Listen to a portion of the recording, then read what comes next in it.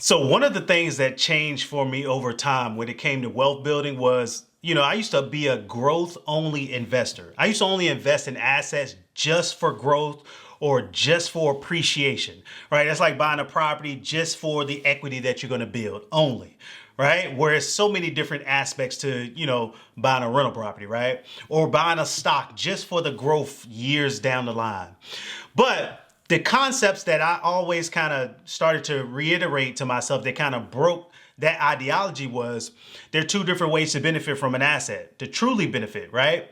You can either benefit when you sell the asset or you can benefit while you own it or if or when you sell the asset, if that makes sense. There are some assets that you only benefit for if you bought it at a certain price and it grew and you sell it later on.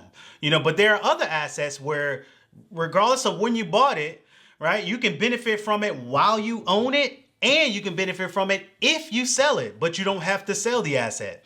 And I started to kind of lean more on those type of assets over time, in addition to the growth assets that I've had. Now, I don't choose one or the other. I like it all. Okay, because I want my total return to be crazy when I start to look at my portfolio of whether it's stocks or my real estate portfolio that I'm actively building.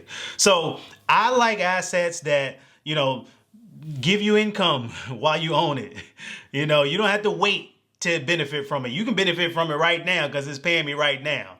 I like those type of assets. I started to lean heavier on those things over time because I started so heavily on growth. And I think you should start to think about that stuff too.